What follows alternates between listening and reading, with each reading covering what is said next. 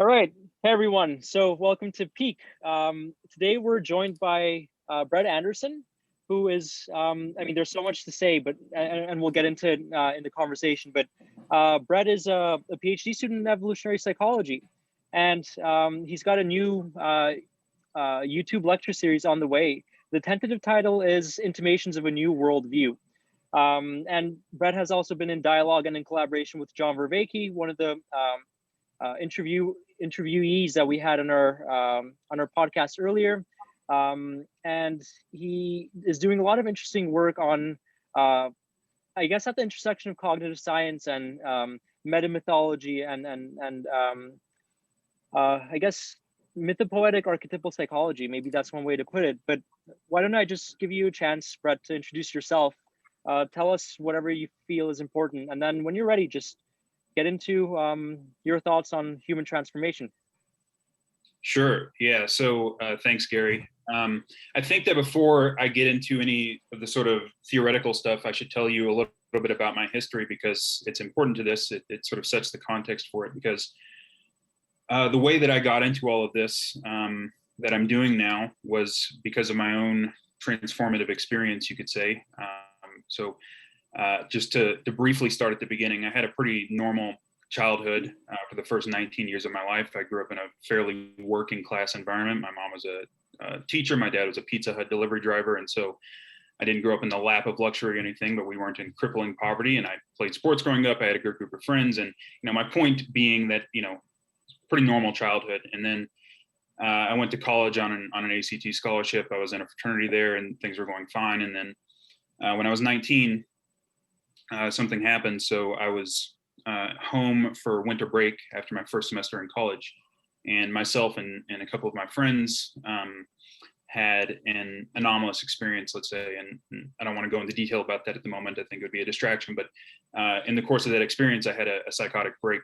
So I slipped into psychosis, and it was really terrible. It was terrible, not only for me, but especially for the people around me and for my family. And I ended up being hospitalized, put on ridiculously high doses of antipsychotic medication, perhaps criminally high doses.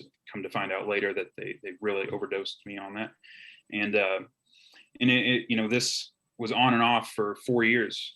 So I had 3 psychotic episodes over the course of 4 years, from the time that I was 19 to the time that I was 23, and it just totally upended my life. And I left school.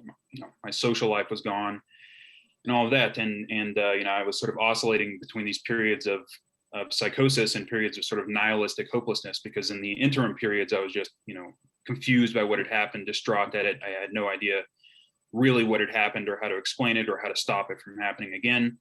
And so that was my life from the time that I was 19 to 23. And so when I was 24, probably about 9 months after my previous episode, I discovered Jordan Peterson's lectures. And for whatever reason, during the course of watching his lectures, I had just sort of a series of light bulb moments that, and I started to put myself back together and started to sort of, I established a routine, established some discipline, established some goals. And here I am, I guess it's about 5 or 6 years later, and things are so much better. It's hard to fathom at this point. It really is, and I couldn't be more pleased with the trajectory that I'm on now. And I don't think that I'm at any risk of having any more episodes. And so I don't think it's hyperbole to say that the information that Jordan was conveying in those lectures had some sort of healing effect for me. And so I've been trying to understand that for the past 5 years. I've been trying to understand just what it was about what the information in his lectures, what he was conveying that had this effect on me, because I'm also, I think, clearly not alone in this. Jordan says that he gets letters from people all the time saying some version of this story, right? That they were in a very dark place, and that through listening to his lectures, they were able to drag themselves out of that pit that they were in.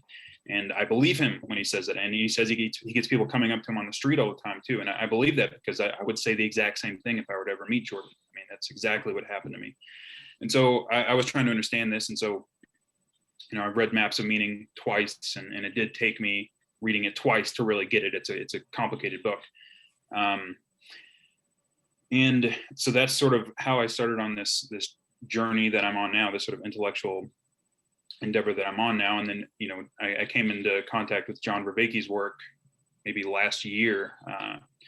And John's work has really helped me to connect Jordan's work to many other literatures, right? Because John is drawing on, a wide array of scientific literatures. And he introduced me to a lot of concepts that I think have a lot of overlap with what Jordan was doing in Maps of Meaning. So anyway, so that's sort of the context within which I'm thinking about these things. I'm trying to understand what happened to me, and I'm also trying to understand why Jordan's lectures had this effect, right? And what it is, right? If there's something, is it more than mere opinion, right? And I think it is. I think there is something more than mere opinion about it. I think that, and I think, because this was the problem that Jordan was trying to solve when he wrote Maps of Meaning, right? Are there some values that are more than mere opinion, right? Can we find a way to arbitrate between belief systems? That is, because he was very worried about the conflict between communism and the West, let's say. And he was trying to understand whether we could find some way to arbitrate between those systems that wasn't just arbitrary or wasn't just about power, right? But I think the same thing applies at a personal level as well as it does on a cultural level, right? There are certain values that are real, right? And that living in accordance with those values actually improves things, and it's not, it's not arbitrary. So I guess that's all I have to say about that. And now what I'm doing in my YouTube series is I'm making a claim that I couldn't have imagined myself making a couple years ago. I'm making an ontological claim. I'm making a claim that this process that Jordan is describing in Maps of Meaning has some ontological reality, that he's picking up on a pattern that's fundamental. And so one of the cases that I'm making is that the metamythology that Jordan puts forward in Maps of Meaning has an uncanny overlap with how John Vervaeke describes relevance realization. So just to put that briefly, Jordan says that the mythological hero figure stands at the border between order and chaos. And John Vervaeke says that self-organized criticality is how relevance realization is implemented.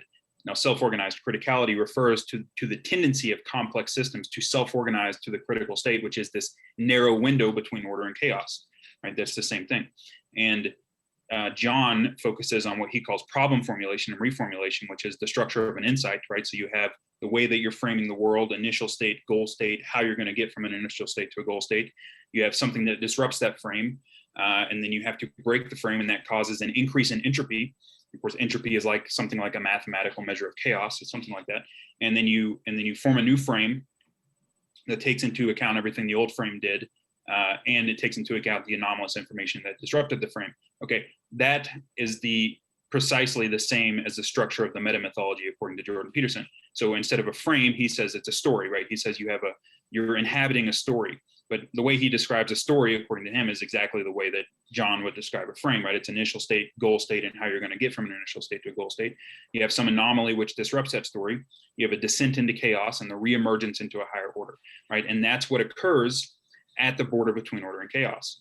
Well, that is what occurs at the border between order and chaos, because an insight, and John is referencing Stephan and Dixon, who've done a lot of work on this. An insight is a self-organized critical event, according to them, which means that it also occurs at the border between order and chaos. And so you see this overlap. But then there's also this is also a manifestation, I'm going to argue, and John is in agreement with me about this. This process is also a manifestation of a general process that underlies the emergence of all complexity in nature. So self-organized criticality was originally put forward to solve this problem of how complexity emerges, because it is a problem. The laws of nature are relatively simple. They can all be written down on a single sheet of paper, and the universe is headed towards ever increasing levels of entropy. And so the question that Per Bach, who was the physicist who discovered self-organized criticality, the question that he was trying to understand was, where does all of this complexity come from? Right? Why does interesting stuff happen? And the argument that he made is that complexity essentially emerges at the border between order and chaos.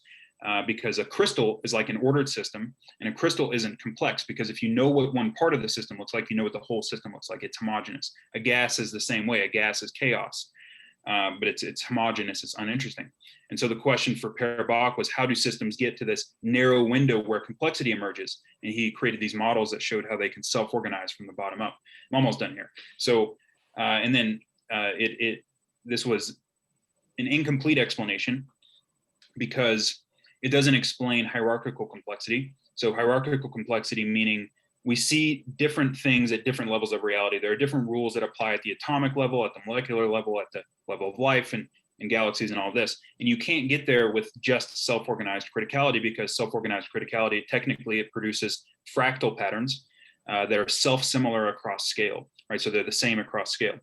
Now, there's a recent paper which was published in the Proceedings of the National Academy of Sciences in 2018, which is extending sort of paradox argument in some sense. And they're saying, well, that's, yes, so you cannot get hierarchical complexity with just self-organized criticality. The way that you get hierarchical complexity is by adding competing interactions to that.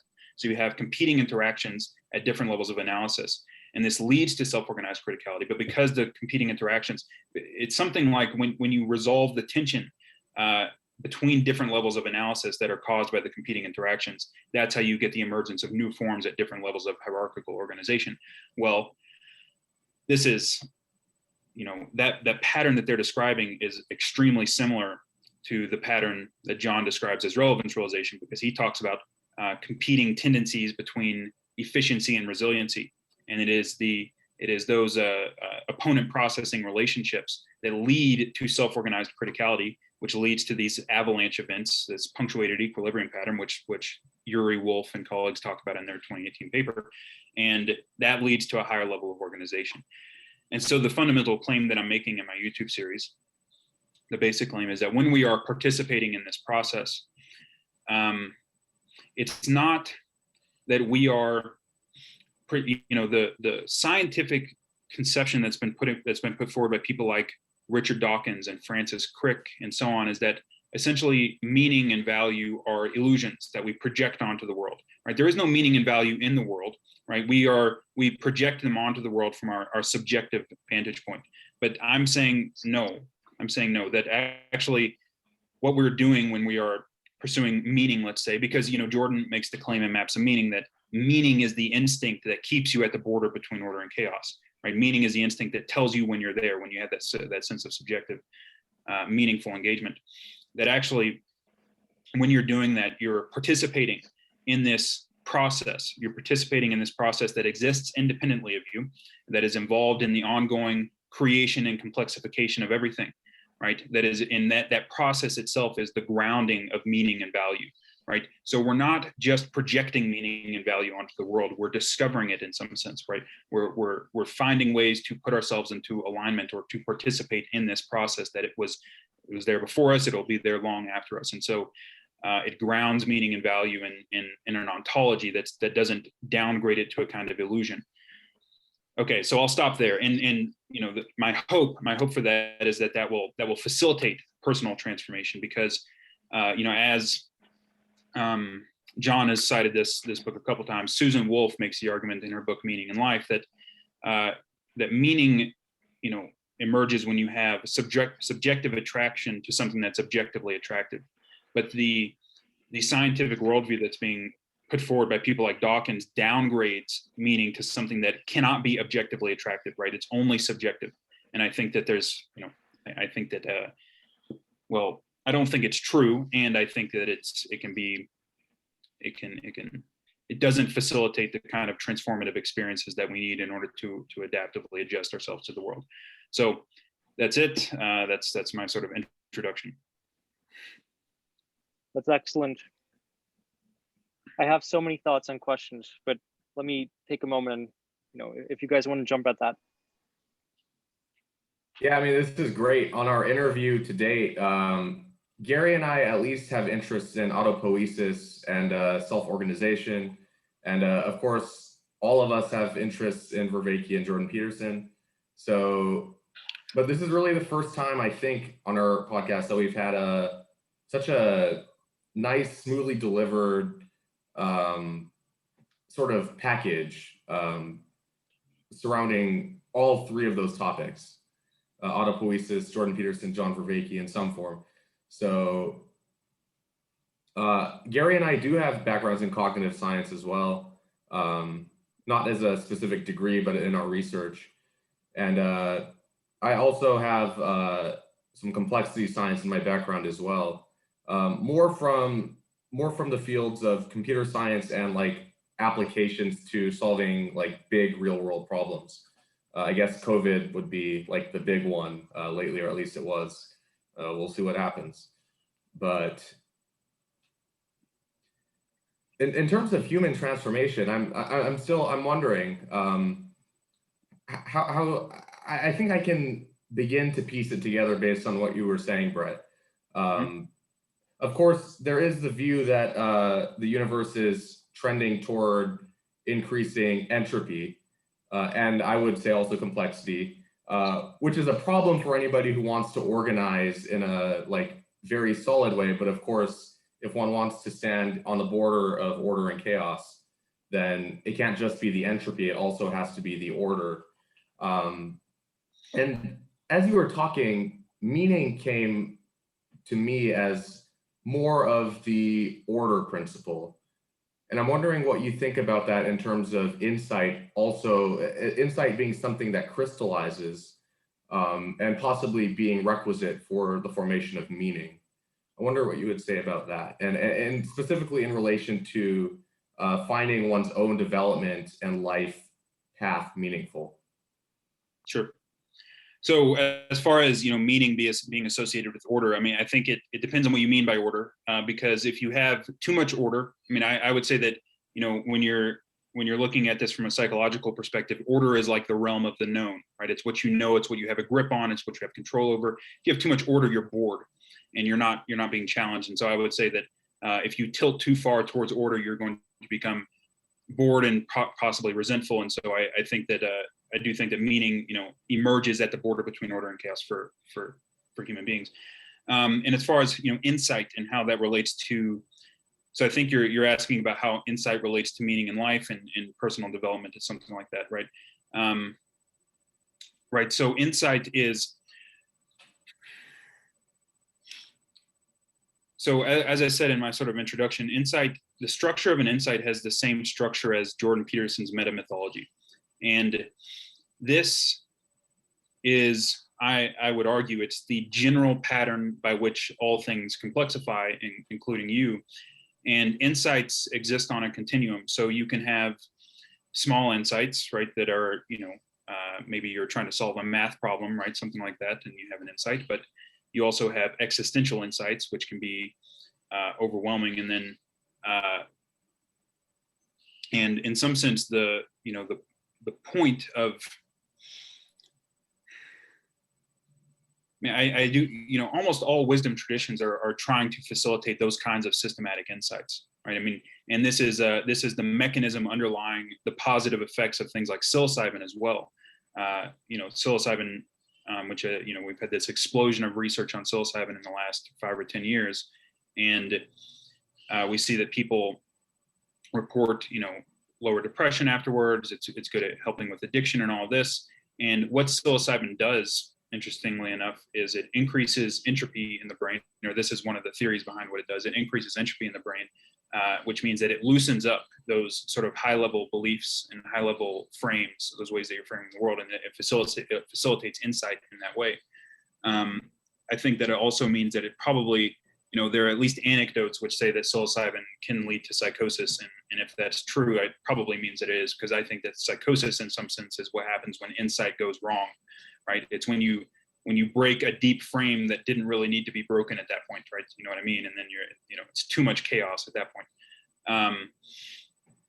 So yeah, I mean, I think that in some sense you can think of insight as the mechanism by which development occurs, and also insights, generally speaking, especially if it's an existential insight, it is intrinsically meaningful. And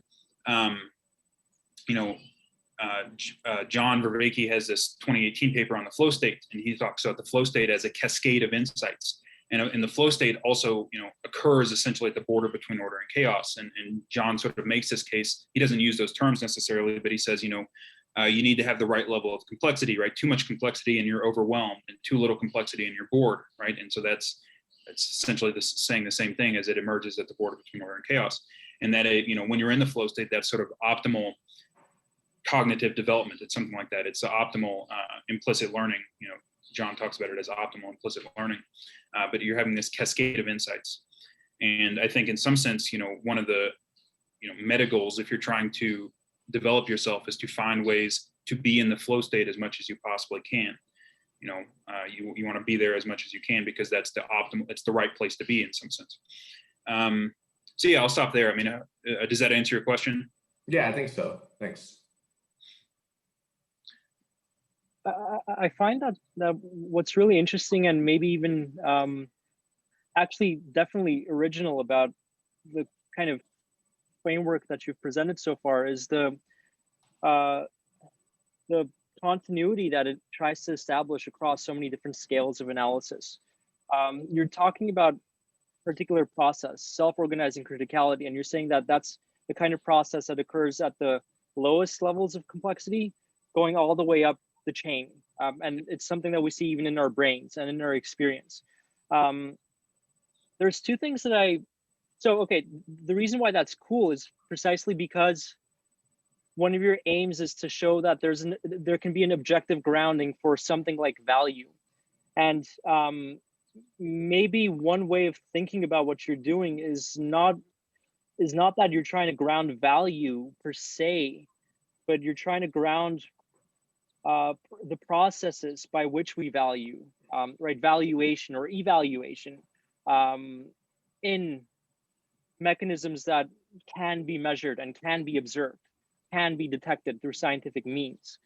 What really sort of, what's the word?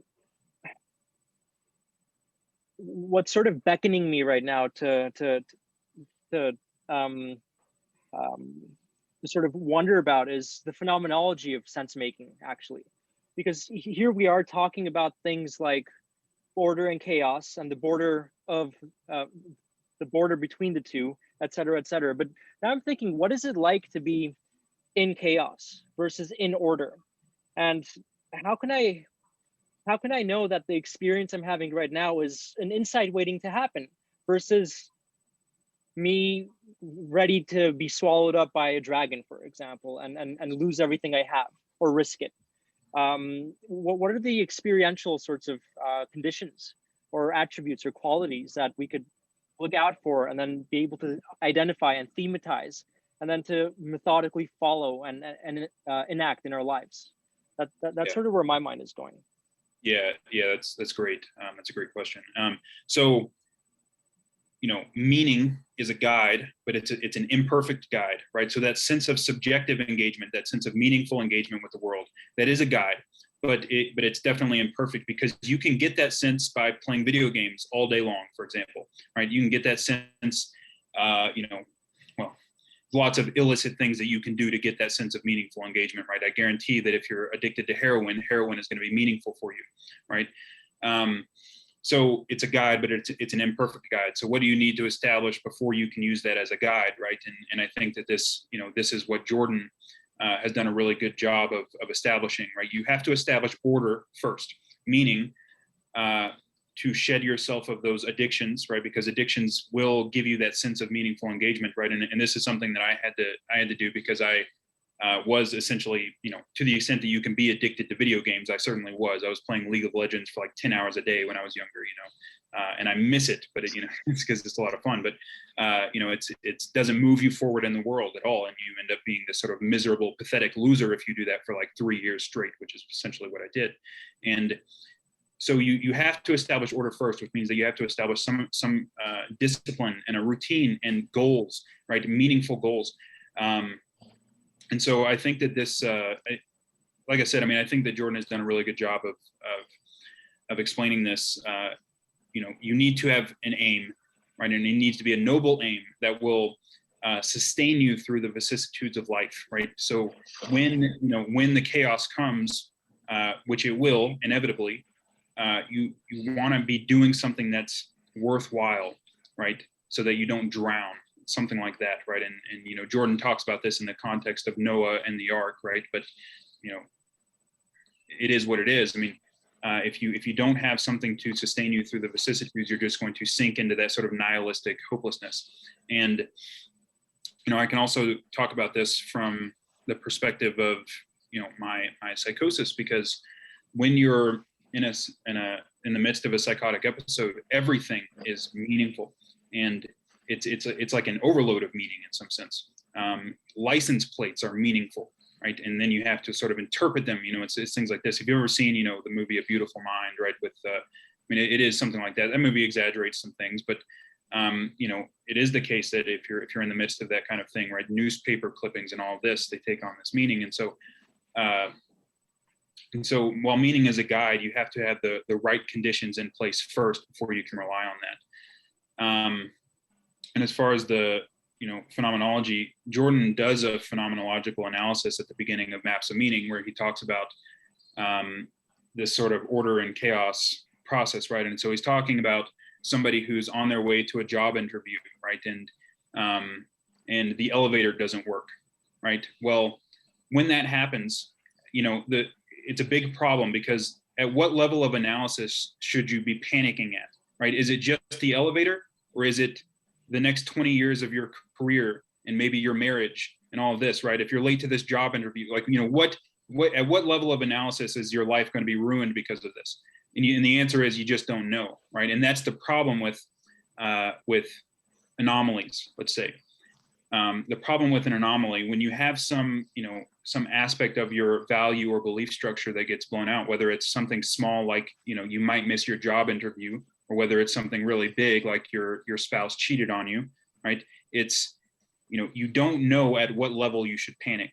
And so, I think that's an important part of the phenomenology, which is that it is this, that's what anxiety is in some sense, right? It's like, how much should I be, how much should I have to reassess and reboot at this point, right? And there's it's an intractable problem, right? And I think that John, talks about this in some sense. It's not a problem that can be computed, right? It's not a computationally tractable problem. It's combinatorially explosive.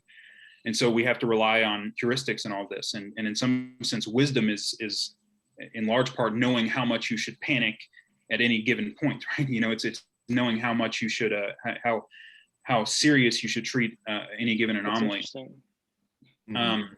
And he also talks about how our attitude towards those anomalies is what separates the hero from the adversary, because a general attitude that the heroic individual has towards anomaly is to say, well, this setback is an opportunity. It's an opportunity to reassess and reboot and figure out what I did wrong and what I can do better next time, right? And the adversarial reaction is to say it's unfair, right? It's unfair. Why me? It would be better. This world is so unfair because these things happen to me. It would be better if it didn't exist at all, right? That's sort of where that process can go to. And if you want to see a really good example of that, you might be familiar with Elliot Rodger. So he went down that path, definitely, and that's precisely what he said, right? Girls don't like me, it's unfair, and so I'm going to punish them for it. And that is the adversarial path that you can go down. And he wasn't a particularly sophisticated person, but you can imagine that somebody who wields a little more power than Elliot could take that path and do something a lot more terrible than he did with it. So yeah, I'll stop there. Does that sort of get at your question, Gary? Yes, very much so. And I have a follow-up, if that's okay. Sure. So what I'm hearing is this, that there's sort of two different and opposing attitudes one can adopt with respect to uncertainty. Yes. When I'm confronting what I don't know, the question is, how much should I be panicking at what I don't know? And the anxious response is it's like an attunement to the negative valence of uncertainty, right? Because as Jordan says, as he talks about, the thing about uncertainty, the unknown, is that it's neither inherently bad nor inherently good. It's bivalent. Yes. It's irreducibly bivalent. And one of the interesting things is that individual differences in some traits in personality, such as extroversion and neuroticism, they're actually predictive of your predispositions to treating uncertainty either as something inherently threatening, right, and something to be wary and cautious of and afraid of, or as filled with opportunity, potential opportunity. Okay, so the other thing that I heard was that the adversarial response to uncertainty is that's not good, it's unfair, I deserve something better. So there's a kind of self-entitlement that right, with which one responds to the uncertainty. And conversely, the correct response, right, the heroic response, so to speak, is one where you realize that there's a problem, and instead of blaming the world, you take responsibility over figuring out what is at its source and seeing what it is that can be done about it to maybe redeem yourself and the situation along with it. Okay, but here's my question, and this is something I've been thinking about recently, because that's how I've thought about it too for a very, very long time. But now I'm curious, are there any cases where saying it's unfair is the right thing to say in response to uncertainty? And I mean, this is a question of responsibility, right? I'm thinking about tyrannical structures, which is also what Jordan talks about. And how do you correct tyranny when you're on the receiving end of it? And is it absolutely the case that the tyrant shouldn't also take responsibility, or shouldn't be made to take responsibility in certain cases? And I'm thinking, you know, a lot of the problems that we see in our culture today, especially around the discourse of you know, power and oppression, et cetera, et cetera. One of the things that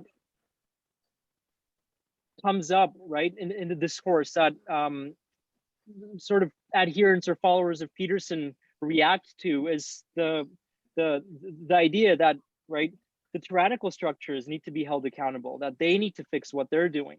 And I don't know, it just gets a little complicated, but I'm really trying to find what the limits and the boundaries of these ethical codes are. Was that clear, the way I asked that question? Yes, I think it's very clear. So what do you think? Right. So in some cases of tyranny, let's say, it's crystal clear who the tyrant is, and it's crystal clear what the problem is and what to do about it.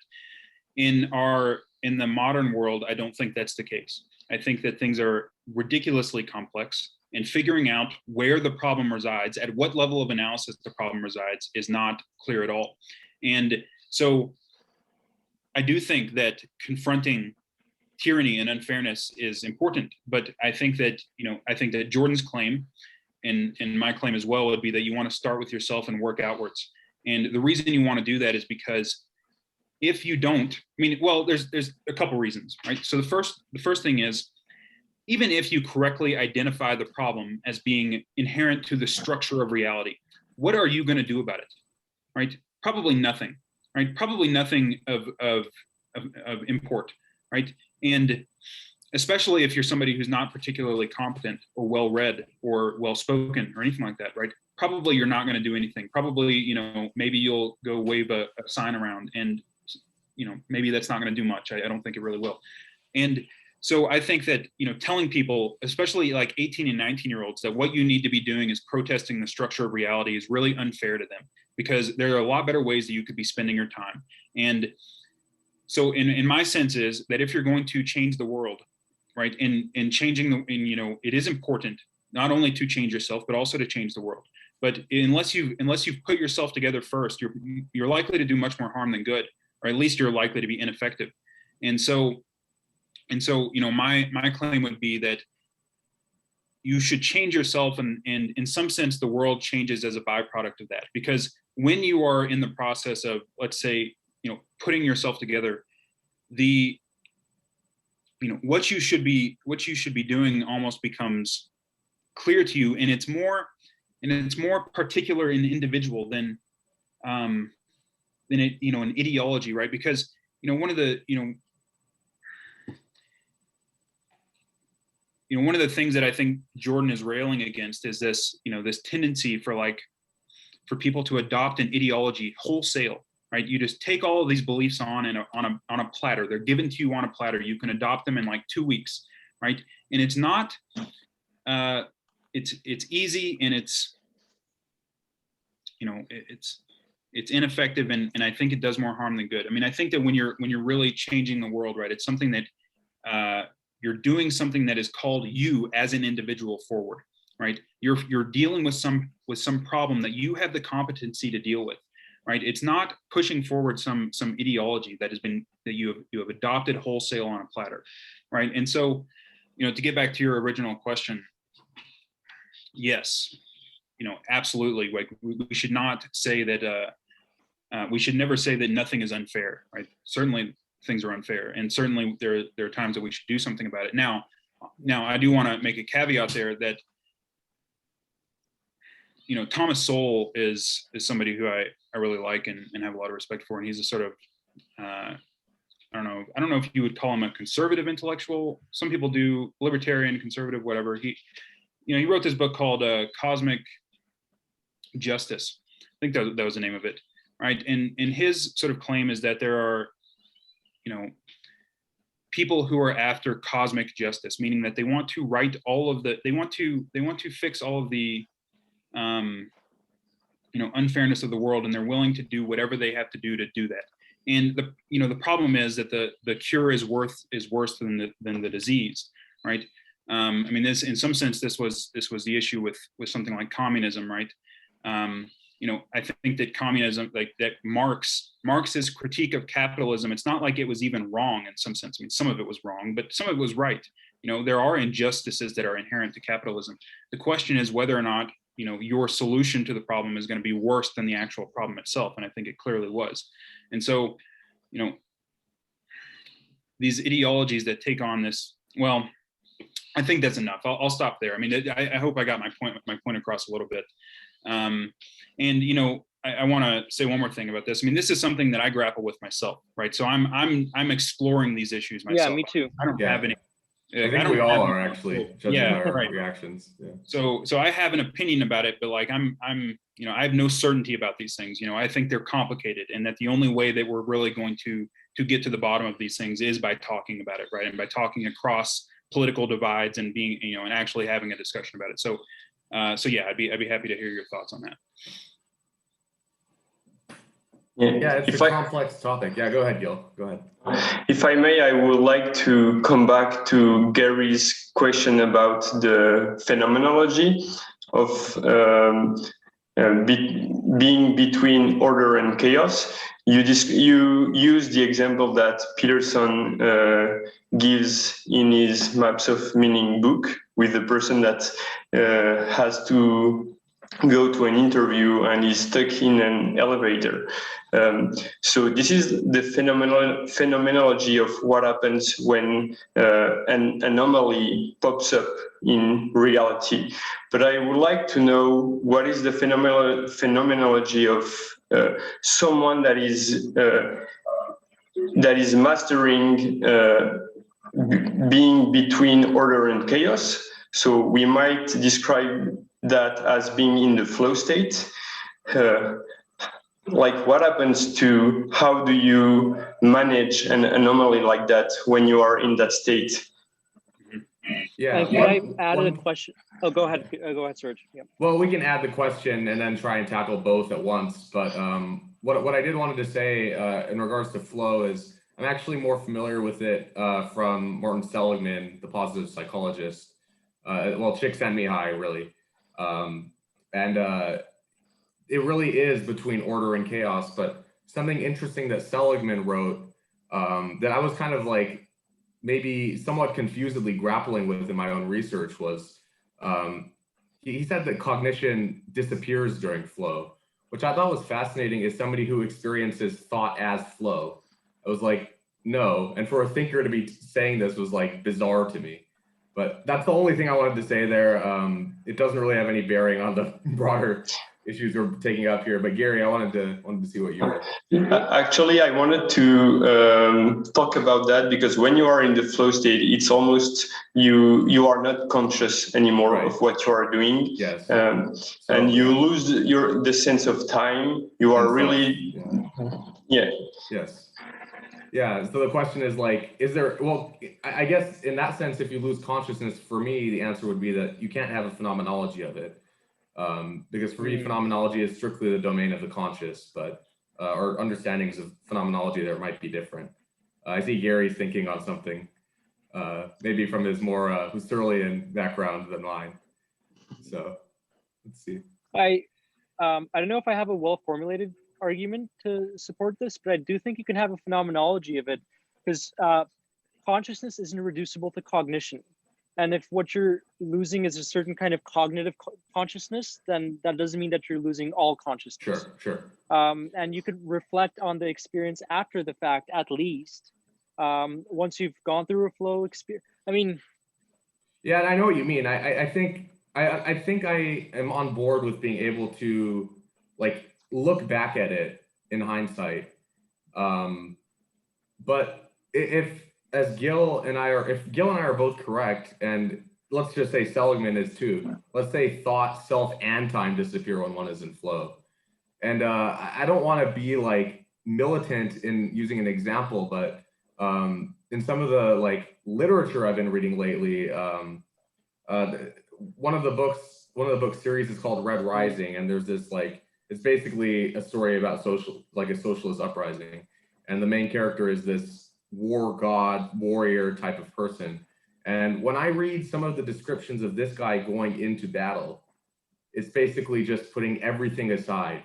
He's fueled by his emotions like rage and self-righteousness and justice, but it seems as though there's a complete letting go of anything internal. And I think that's kind of requisite for engaging in an activity like physical battle. So in that kind of flow state, I'm more skeptical that there can be a phenomenology of that proper. I think you can look back at, how I acted, maybe a behavioral analysis of it. And I hope this isn't going too off track of where we were talking about tyranny. We'll get back to that, but this is a great conversation. So let's keep going. We should, but I am wondering really now about the phenomenology of flow, if it's possible, or something that's desirable in the first place, because I think. Give me 2 minutes. Let me try to convince you that not just that it's possible, but that you can do it right now and later if you want. All right. Okay, first, do you have any memories of being in flow states? If you say yes, then clearly there's consciousness there because you're encoding something. It's vague. It's vague for me as I try and recall it. Okay, for me too, actually.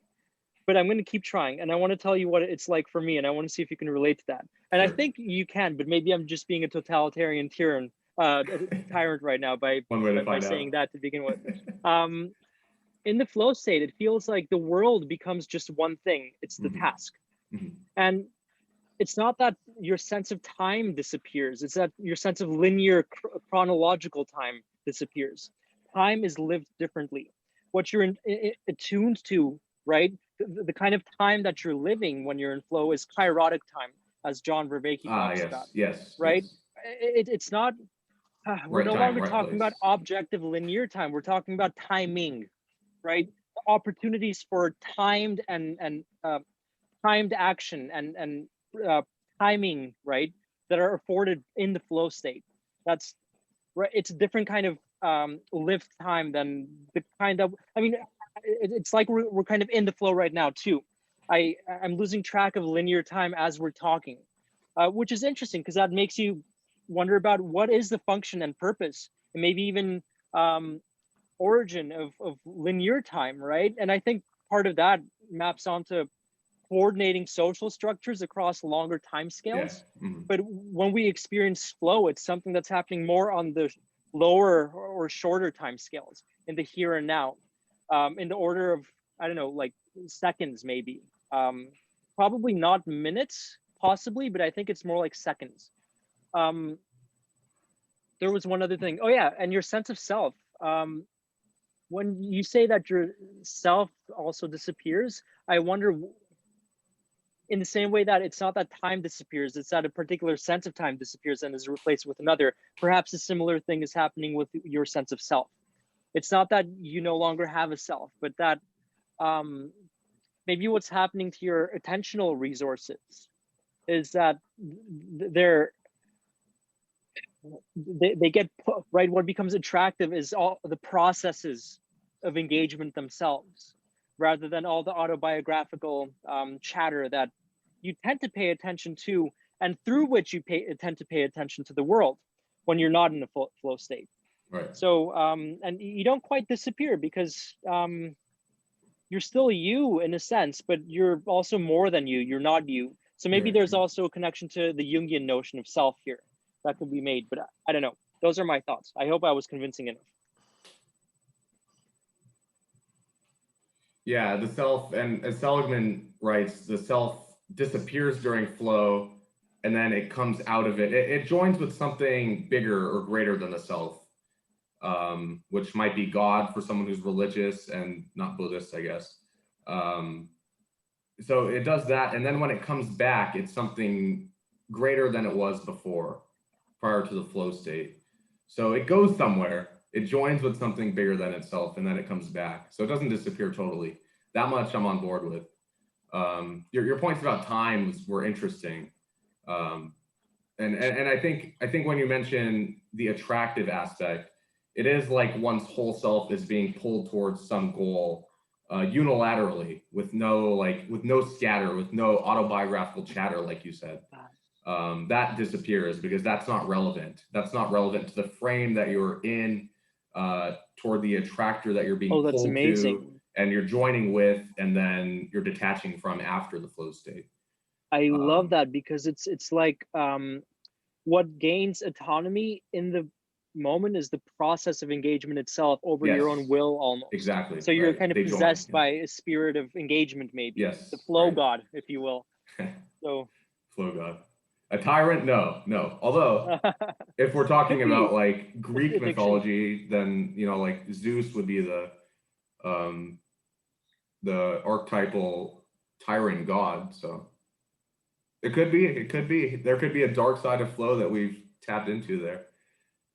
That you have to be wary, I guess, of maybe how often that you merge with God, or you adopt the Godhead, to use the term from Whitehead, if I'm remembering that correctly, or Wilber. Let's just say Ken Wilber. So this makes me a little uncomfortable with the whole notion of flow now. I don't want to be a tyrant, but also you might need the power of the tyrant in certain circumstances. I think to be like timid and to shy away from it isn't the solution, but it's sensibly engaging with the tyrant and really like trying to reason with the tyrant. And if that fails, then you can resort to some other means, whatever those would be, of engaging with the tyrant and trying to reach a compromise. Really, that's the only way to break tyranny, as far as I'm concerned, is not to bend to them, but not to make them bend to you. It's to reach the middle ground. And if they can't, then there's something else there. There's something possibly disorderly or psychotic with them, I would say. Too much order for them, too much rigid order from them. Yeah, that is. Go ahead. No, sorry. Maybe we could ask you, Brett, to answer that question of the flow states. I remember that Vervaeke talks about the flow state, and he describes that process when your skills are really good, but then challenged enough so that you are not in your comfort zone, and then you can experience that flow state. And I was wondering, I think he gives the example of the climber who can experience that. And I was wondering, because if you are climbing and you have the flow state, then an anomaly occurs because you are not reading the route properly, and you have an insight and you will figure out how to do it. But then the treatment of the anomaly is, I think, is different from if you are not in the flow state. That's why I asked you about the phenomenology of that moment. Yeah, that's a good point, and it's something I haven't really thought about. Yes, I think that your treatment of anomaly is certainly different when you're in the flow state. Now, another thing about that is that the anomalies are kind of different too, because when you're in the flow state, if you're in the flow state, that means that you are experiencing anomaly, but those are anomalies that you can handle, right? Because as soon as you get an anomaly that you can't handle, that you don't know what to do with, you're not in the flow state anymore, right? Then you retreat into this sort of self-reflective mode. And so I think maybe that's the answer to the question, right? As long as the anomalies remain within that zone of proximity, then you can maintain the flow state. But as soon as you get something that exceeds that, then you're in chaos in some sense, and you have to go back into that self-reflective mode. One more thing I wanted to. Oh, and by the way, you know what you said, Suraj, about too much order. I mean, that is essentially the definition of too much order, and this is sort of how Jordan describes it in Maps of Meaning, right? That is what the tyrant does, or the even if it's an interpersonal tyrant, right? It doesn't have to be like an emperor, right? But it's somebody who is so rigid in their beliefs and modes of being that they're not going to change themselves. They're only going to change the world in relation to those beliefs and values, right? And so it's I'm staying the same, and I'm changing the world around me no matter what. And of course, you can go too far on the other side too, and just be completely wishy-washy and not have a spine, right? And that's another, it's another way that you can go too far to the other side. But one more thing I wanted to say about the flow state, I mean, is, your conversation about it sort of reminded me of Owen Barfield's notion of original participation. And this is something Mark Vernon was on John Vervaeke's show a while back. Mark Vernon wrote a book called The Secret History of Christianity, where he talks about the progression from original participation to what we have now, which is, I forget exactly what he calls it, but it's sort of the Cartesian subject-object divide, and we see ourselves as being radically separate from the world. And I sort of alluded to this earlier, where there is a subjective realm of meaning and value, and then there's the objective realm of objects, and we're totally there's this bifurcation. Alfred North Whitehead called it a bifurcation of nature, right?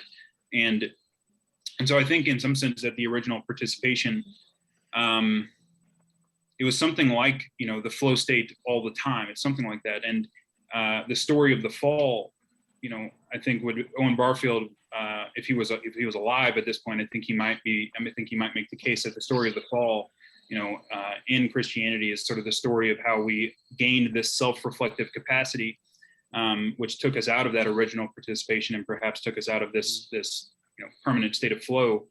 But also, that's the source of our, it's the source of our power in some sense, because that self-reflective capacity is what allows us to do all of these amazing things in some sense, but it's also a great source of suffering. We understand that we're going to die now, and we understand our vulnerability and all of this, and we can reflect on that. So I don't know, maybe that's just sort of a connection that I made there, but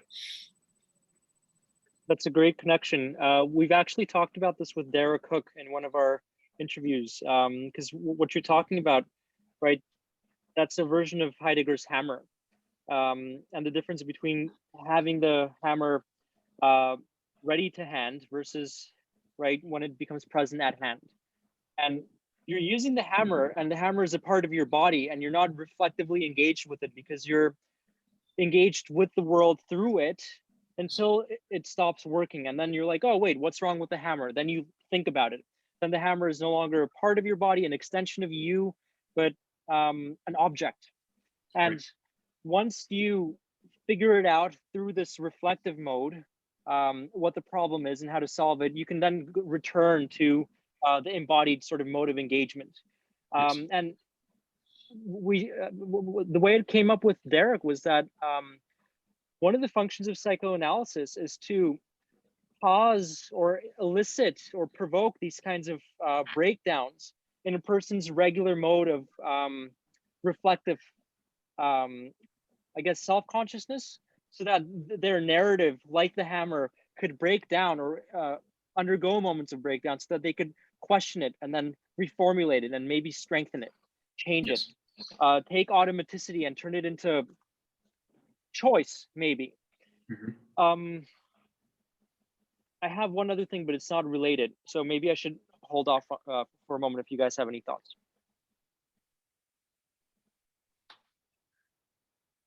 I'm good. Okay, let me ask then, because I wanted to get back to the question of tyranny when we were talking about it. There was one claim that you made, Brett, that really caught my attention, and I thought about it. It was that you would be doing a disservice by telling 18-year-olds, a bunch of 18 to 19-year-olds, to go and try to change the world first, instead of starting with themselves. And then I wondered, does that claim hold true for all 18 and 19-year-olds, or only most, or maybe only some? What are the inclusion and exclusion criteria? What case can be made for or against that claim? And then I thought, well, what if I'm a 19-year-old who comes from a broken home, has no good friends, and every one of my attempts to reach out and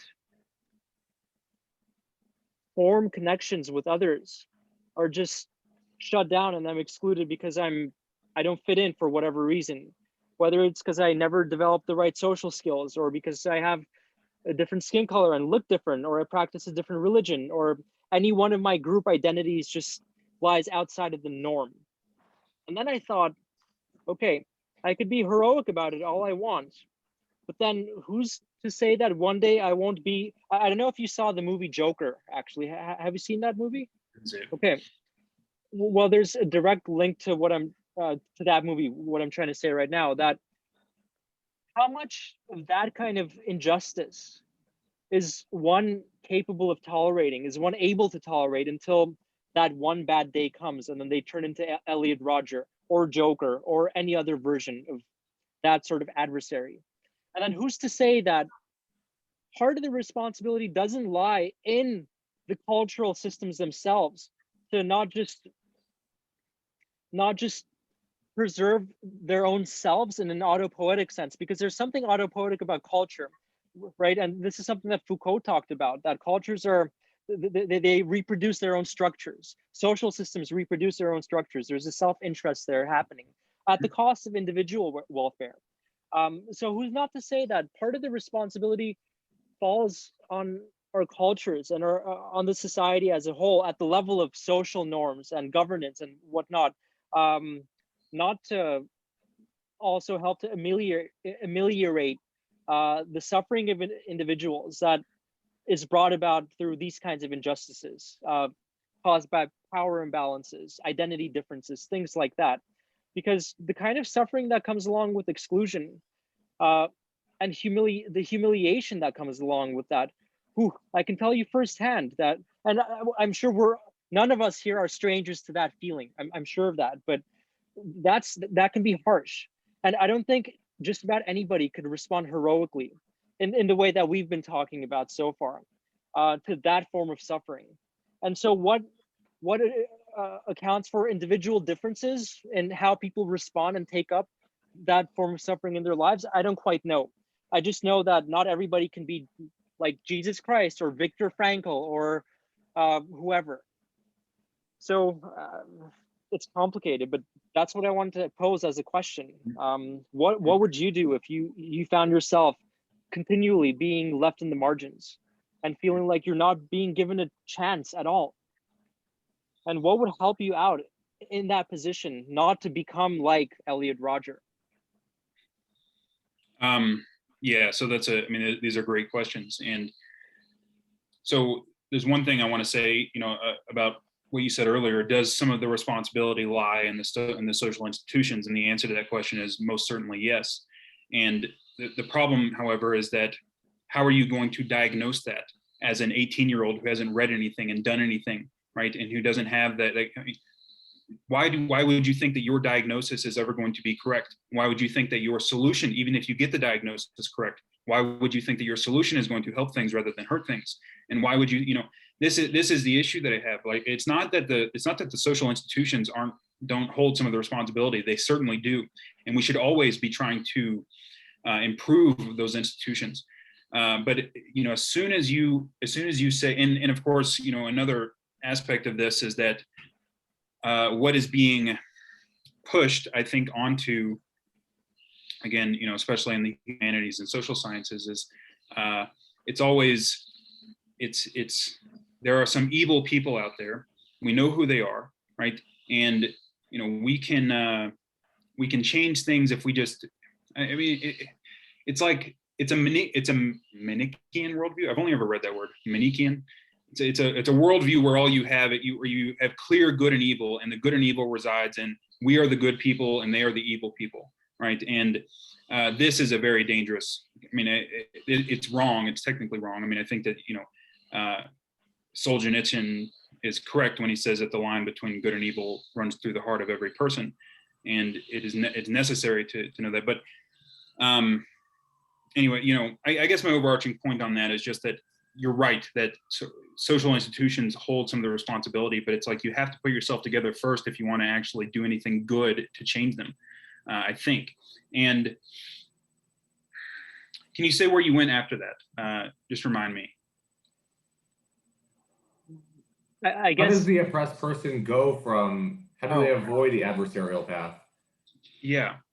What can make it possible to avoid the adversarial path when you're at the limits of what the kind of injustice that you're able to tolerate? Right. Well, resentment, Jordan Peterson talks a lot about resentment, but the thing is, resentment is your best friend, and you should act on it as soon as you feel it, right? And you should try to figure out why you're feeling it, what it is that why you're feeling this sense of unfairness, and where it's coming from, and you should say something about it. And it's that, right? The thing about Elliot Rodger and the thing about a lot of these mass shooters, right? It's a common theme, it's often blamed on toxic masculinity. And I think that this is the exact opposite of the truth. The captain of the football team is not shooting up the school, okay? It is almost always the meek and timid kid who, cannot articulate themselves very well or are unwilling to articulate themselves very well. And Elliot Rodger did it on YouTube, right? But, he wasn't somebody who, well, he wasn't good at articulating himself. He came across as a creep, right? I mean, he exuded creepiness as soon as you heard his voice, right? And so, part of it is not, as always, part of the responsibility doesn't reside in the individual. It's like, and this is something that Jonathan Haidt wrote about in his book, The Coddling of the American Mind, right? The cultivation of resiliency and of competence, has to happen early. And this whole nerfing of the world for kids, I think is going to lead to more and more resentment, because that's where you see the resentment come from, right? It's from people who are not competent enough to handle themselves in the world, and then they want to take it out in the world. And I think that's what Elliot Rodger was. You saw the same thing with the Columbine shooters, right? And things like that. And so cultivating this resiliency and, putting, kids in hard situations, right? Whether it's martial arts or sports or whatever, right? Things that are going to challenge them. I mean, that's one of the best ways to cultivate that kind of resiliency. And yeah, I mean, and as far as what the individual can do, I mean, that's a really tough question, because if you're in that position, right? If you're in a position where, your life sucks and you don't see any way out, right? I mean, which I think is essentially the position that Elliot Rodger was in. And I've been in that position, but, I can talk a little bit about my experience, and I don't want to make this too personal and about me because, but, I did go essentially a very long time being alone, and with I had no social life. I had no prospects for the future. I had nothing. And, I didn't get resentful, and and it's kind of interesting now that I think about it. I don't know why. And I really don't. I always was sort of optimistic. I always thought that there was some, I always, even though I was this pathetic loser, right? And if you saw pictures of me back then, right? I mean, I just looked pathetic. You could just see the, the patheticness sort of oozing off of me. Right. I mean, I was somebody who played video games for like 10 hours a day. So I had like acne and I was really pale and all that, but I always had this sort of optimism that like something would happen. And I don't know, maybe it's optimism. I don't know. I mean, this is an interesting, topic. And, I guess if I hadn't come across Jordan, I don't think that I ever would have gotten myself together. Right. I don't think I would have ever. So, mentorship, I suppose, is a part of that too. You need to have and somebody who's admirable around you, right? And so part of the proliferation of this sort of lifestyle that I was living, that I think many young men are living, of smoking weed, playing video games all day, and whatever. And I think part of it is the absence of fathers. I mean, I think that does play a role. And but even when you have fathers there, if your father is somebody who isn't admirable, right, and you can't emulate them in any way, I think that and Jordan talks about this too, right? Especially if you're a boy, your father, whether you like it or not, it sets sort of a template, right? It's sort of a baseline thing for you to emulate. And so without that, you sort of left bereft a little bit. Yeah, I mean, I only have sort of scattered thoughts about this, so I'll leave it at that. I think that's because we're at the border of chaos and order right now in our understanding of this problem, which is a really good and interesting place to be together, I would say. Yeah, I agree. Yeah. That's all I had, by the way. So if you guys have any thoughts. Well, I think Brett, when you mentioned that you don't know why you didn't succumb to the resentment, it took me to what you said before about how if like the moment one feels resentment, and I found this insightful when you said it, you should raise it immediately. Yes. Maybe you were more prone to doing that than someone like Elliot Rodger was, because someone like Elliot Rodger basically co-opted like the personas of like anime characters. Like when you watch some of his videos, that's how he comes across. And it's like at a small level, I know what it's like to have fictional personas like in my head saying things that I've heard them say, but there's a difference between acting those out and knowing, you know, this is fiction. And this should not furthermore be nonfiction, or else bad things will happen in Elliot Rodger's case. So it seems like maybe some people take it that far. They don't have the right coping mechanisms to deal with the resentment as it happens. Rather, they let it build up over time, and it becomes something invisible to the authorities. Like for Elliot, the counselors, the police officers, they couldn't see anything wrong with him, even though literally he had dead bodies in his closet when he was visited. I mean, it doesn't get more horrifically invisible than that. Yes. And, you know, if these things were discovered early, even earlier than obviously the murders happened, then I think just to raise the resentment as it arises, protest and talk about it and try and understand its roots, all of that might have been what saved you. I'm not sure exactly, but that seems like a way that it could save somebody from it at least, and society too.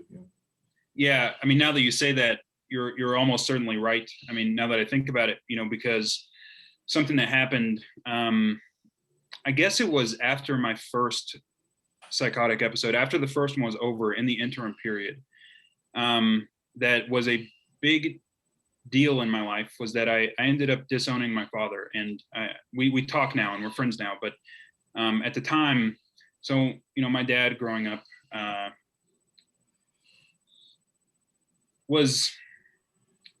he did a lot of things that I was resentful about.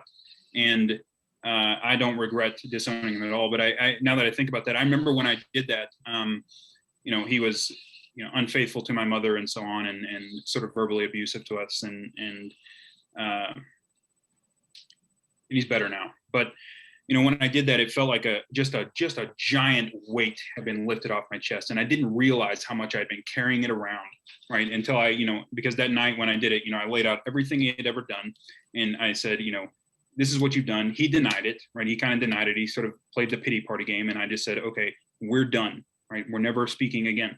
And like the weight just came off of my chest, you know. And I think that I think that is a part of it, right? I mean, you know, you know, if I wouldn't have done that, perhaps I would have carried that resentment around me forever and not even known it, right? And not even really been conscious of it, because I wasn't conscious of it until it had, you know, come out. And you know, Nietzsche talks about this. You know, this is what Nietzsche would call ressentiment, right? It's sort of the unconscious curdling resentment, right? It's what happens when resentment turns back inwards, right? And you know, Nietzsche would say that this is what drives a lot of politics, is that unconscious, you know, curdling resentment.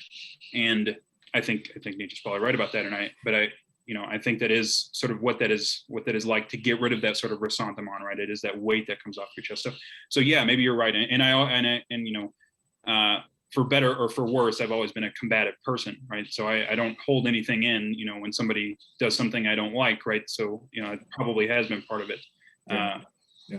Yeah. Rather than to shy away from it, which is the opposite approach one could take, especially if one is like, not to big five Elliot Rodger, but if somebody is like extremely introverted, neurotic, not open enough to experience, or maybe too open to experience in the wrong way. And then like disagreeable, or too agreeable on the outside, not enough on the inside. Right. So these kind of interesting like inner outer complexities that emerge, and like the polarization of the inner and outer. That's something I've thought about like on and off for like the last 5-ish years, is just like how at odds those can be and how at odds they shouldn't be, really. Because if we all did like what you said and just kind of raise things as we feel them, that's like, you know, to me that's that's a utopia, really. That's a psychological utopia as far as I'm concerned. That's what Maslow called a eupsychia. I think that's part of it. Yeah, I think so. I mean, you know, there is something to Jung's idea of the persona, right? So the persona being, you know, the sort of mask that you put on to the social world so that you can fit in, right? Because, you know, one of the things that Jordan talks about with culture, you know, is that, you know, culture is always half tyrannical. Even if it's protective, it's also half tyrannical. And the protection and the tyranny are tied up together, right? They're not separable, right? So the culture protects you by crushing everybody's individuality to a certain extent. And so, you know, so yes, I agree, you know, that I think there's a fine line there, right? So, you know, bringing things up as they come, yes. But, you know, for me, I think that if I was to go off the rails in one way or another, it wouldn't be towards the sort of meek person who explodes later. It would be sort of towards the tyrant, right? And I think that's where you go if you go too far down that road, right? To try to impose your will onto the world, right? It's something like that. Right. But anyway, but yeah, I think it's a good point. Same. Every tyrant is just an oppressor trying to oppress, I guess. Yeah. Guys, this is amazing. But I'm thinking we should start wrapping up and tolerate finding ourselves in this position of again at the limits of our understanding of what the hell we would do if things got as complicated as we're talking about it right now. And I think that's okay. Just to be, maybe that's one of the hallmarks of the heroic personality, to be able to tolerate the uncertainty that comes along with being fully human, right? So, Brett, I'm wanting to ask you at this point, and this is something we ask every one of our speakers, but if you could travel back in time and meet your younger self and say something to him, what would you want to say? Well, I would want to say that if you're going to have the kind of life that you want, that you have to actually pursue it. You know, this is something, when I was younger, I was very, especially, you know, during those years from 19 to 23, right, when I was going through that period, but even before that, right, I kind of had this attitude where things were going to come to me, where I kind of thought that things were going to come to me, you know, and because when I was in high school and a kid, I was smart, you know, and I could get by with my ACT scores and stuff, and I thought that just because of that, things would happen, and they don't, right? It doesn't matter, right? Nobody cares what your ACT score was in the real world, right? You know, and so if you want things to happen, you have to actually aim at it, and you want to have a noble aim, something that's going to provide you the kind of meaning that's going to sustain you through the inevitable chaos of life, right? The inevitable terrible things that are going to happen to you and the people that you care about. And so that's what I would say. Find something to aim at and go after it, and don't sit around all day playing video games and something, you know, something like that. That's all I got. Very interesting. Yeah, no, thank you for that. What you said resonates with me, and to me, I don't know how you would feel about this, but I feel something very paternal in that message. And I wonder if that's a result of the transformations that you yourself have undergone over the years. I found myself, as well as I age, I get this voice in me just telling me to like suck it up when it gets tough, when it gets challenging, and just go through with it. Like, you can do it, man. Just give it your best, and you'll see for yourself. That's sort of the voice that I get. And that, I feel like that's a little what I'm hearing right now in what you're saying. So, yeah, this has been great. Thank you so much for coming and chatting with us today, Brett, and sharing all of your thoughts on this. I think we're all very happy and pleased with how the conversation went. So let's at some point have another one of these discussions and try to fall into another flow state where we stretch our understanding of these questions even beyond where we got to stretch it today. So that's yeah, what thanks for having me, guys. Thank you. Thanks all of you. I really enjoyed it. And yeah, it definitely did sort of stretch me to my limits. So that's really good. Good. All right. Well, whatever links you'd like to share with me, do that after we're done talking, and I'll post it in the bio underneath the video on YouTube. All right, so that people could check out your work, maybe your YouTube series when it comes out. And yeah, we'll be in touch. Thank you again. Sounds good. Thank you.